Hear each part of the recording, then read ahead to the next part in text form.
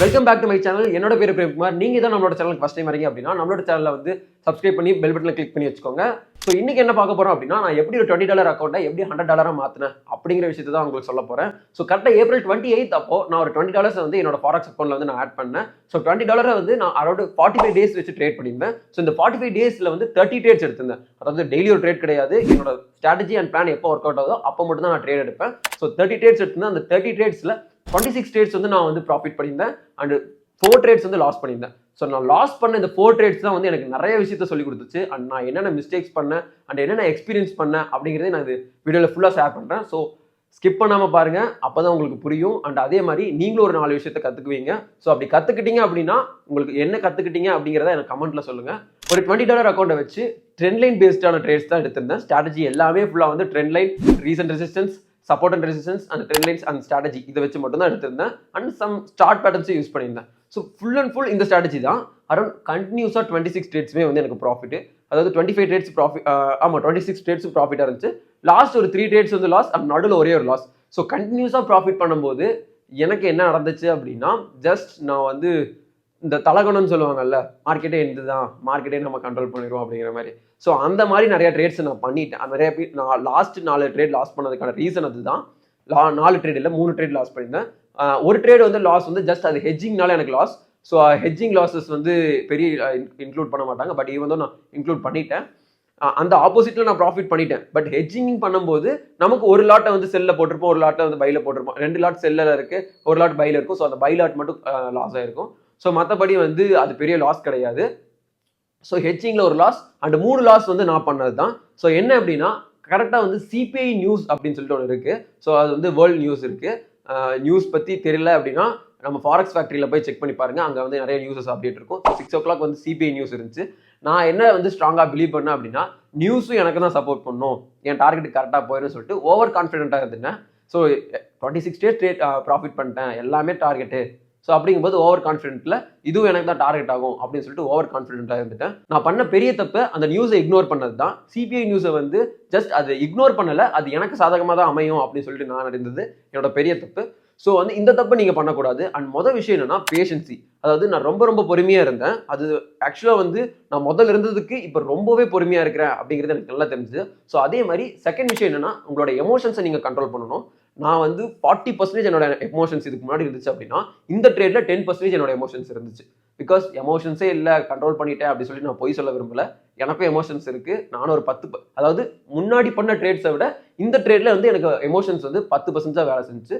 So இந்த எமோஷன்ஸை நான் கண்ட்ரோல் பண்ணதுனால என் மைண்டு வந்து கொஞ்சம் வேலை செய்ய ஆரம்பிச்சது வேகமாக. அதாவது அடுத்து என்ன பண்ணலாம், இப்போ சிபிஐ நியூஸ் வந்துருச்சு. சிபிஐ நியூஸ் வந்தோடனே அரௌண்ட் $92 வச்சிருந்தேன் அக்கௌண்ட்ல. வந்து $20 இன்வெஸ்ட் பண்ணி $92, அதாவது டார்கெட் கிட்ட வரைக்கும் வந்துட்டேன். $100 என்னோட டார்கெட் கிட்ட வரைக்கும் வந்துட்டேன். ஸோ $92 இருக்கும்போது மார்க்கெட் வந்து பயங்கர பம்ப் ஆகி அரௌண்ட் $80 கிட்ட லாஸ் ஆயிடுச்சு. பெண்டிங் இருக்கிறது வந்து ஒரு $12 என்னமோ தான் பேலன்ஸ் இருந்துச்சு. ஸோ வந்து மார்க்கெட் பயங்கரமான பம்ப். அதாவது ஒரு நியூஸ் வந்துச்சுன்னா, ஃபாரெக்ஸ்ல இன்வெஸ்ட் பண்ற எல்லாத்துக்குமே தெரியும். ஃபாரெக்ஸ் ட்ரேட் பண்ணிட்டு இருந்தீங்க அப்படின்னா உங்களுக்கு கண்டிப்பாக தெரியும். ஒரு நியூஸ் வரும்போது மார்க்கெட் எப்படி பயங்கரமா பூம் ஆகும், அப்படி பூமும் ஆகும், அதே மாதிரி செல்லும் ஆகும். அதே மாதிரி பெரிய பை கேண்டிலும் வரும், அது பெரிய செல் கேண்டிலும் வரும். ஸோ ஃபாரெக்ஸ் ட்ரேட் பண்ற எல்லாத்துக்குமே தெரியும். ஸோ அந்த மாதிரி ஒரு இக்கட்டான சுச்சுவேஷன் இருந்தேன். பட் நான் என்ன யோசிச்சேன் அப்படின்னா, அந்த இடத்துல என்னோட எமோஷன்ஸை கண்ட்ரோல் பண்ணதுனால என்னோட ப்ரெசன்ஸ் ஆஃப் மைண்ட் ஒர்க் ஆச்சு. மொதல் விஷயம் என்னன்னா, என்னோட ப்ரெசன்ஸ் ஆஃப் மைண்ட் ஒர்க் ஆனதுனால நான் அந்த பை கேண்டில் வந்து பெரிய பை கேண்டில் விழுந்துச்சு அப்படின்னா அதுக்கப்புறம் ஒரு செல் கேண்டில் விழுகும் அப்படிங்கிறது நான் இது வரைக்கும் எக்ஸ்பீரியன்ஸ் பண்ணது. நிறைய நியூஸஸ் பார்த்துருக்கேன். ஸோ அந்த நியூஸஸ் வரும்போது மார்க்கெட் வந்து நல்லா பம்ப் ஆகும். பம்ப் ஆனதுக்கப்புறம் எகைன் ஒரு பெரிய டம்ப் ஆகும். எவ்வளோ தூரம் பம்ப் வச்சோ அவ்வளோ தூரம் டம்ப் ஆகும். ஸோ அந்த மாதிரி ஒரு விஷயம் இருக்கு. ஸோ அதை நான் யோசிச்சு டாப்ல வந்து இன்னொரு செல் ஒன்று எடுத்தேன். அக்கௌண்ட்டே வாஷ் ஆகிற நிலைமை. பட் ஈவன் தான் அந்த இடத்துல செல் பண்ணலாம், எனக்கு வந்து ஸ்ட்ராங்காக எனக்கு தோணுச்சு. இந்த இடத்துல செல் பண்ணால் கண்டிப்பாக மார்க்கெட் வந்து டவுன் ஆகும் அப்படின்னு சொல்லிட்டு ஸோ செல் பண்ணியிருந்தேன். அந்த செல் ஆர்டர் பண்ணதுக்கப்புறம் மார்க்கெட் டெஃபினட்டாக டவுன் வந்துருச்சு. ஸோ அதே மாதிரி நான் பெரிய லாட்ஸ் எல்லாம் யூஸ் பண்ணலை. 0.03 லாட்ஸ் தான் ஓவராலாக. 0.01, 0.01, 0.01 சொல்லிட்டு ஒரு 3 லாட் எடுத்திருந்தேன். ஸோ இந்த 3 ட்ரேடு மட்டும்தான். அது வந்து பெரிய லாட் இல்லை, நான் வச்சிருக்க கேபிட்டலுக்கு ரொம்ப பெரிய லாட் இல்லை, ஒரு மீடியமான ரிஸ்க் தான்.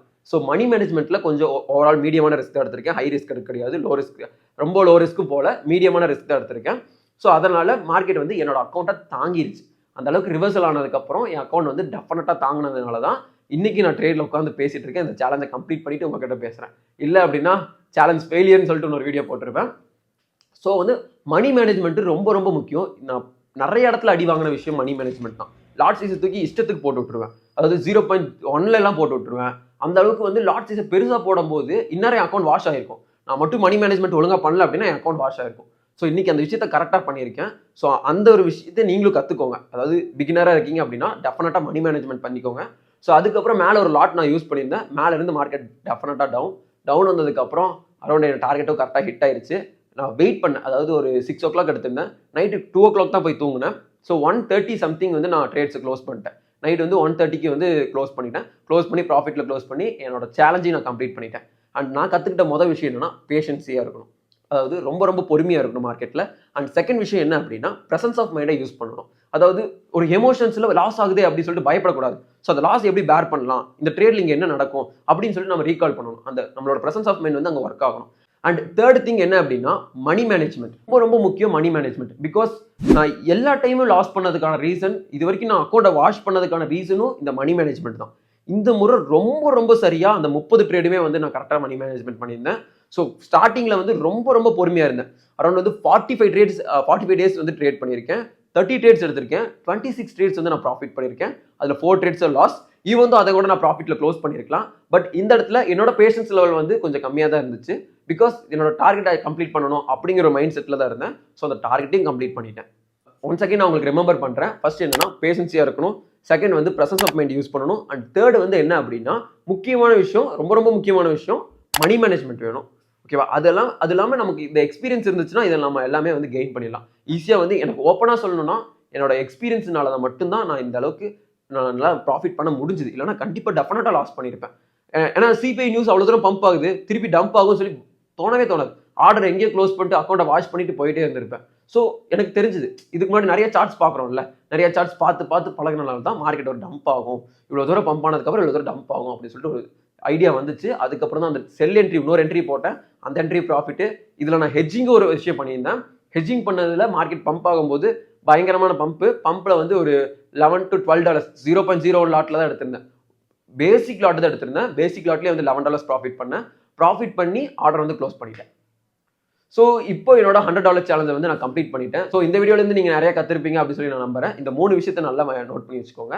ஸோ அண்ட் அதே மாதிரி நான் பண்ண ப்ராஃபிட்லேருந்து ஒரு ஷேரை வந்து ஃபுட் டொனேட் பண்ணலாம் அப்படின்னு சொல்லிட்டு டிசைட் பண்ணியிருக்கேன்.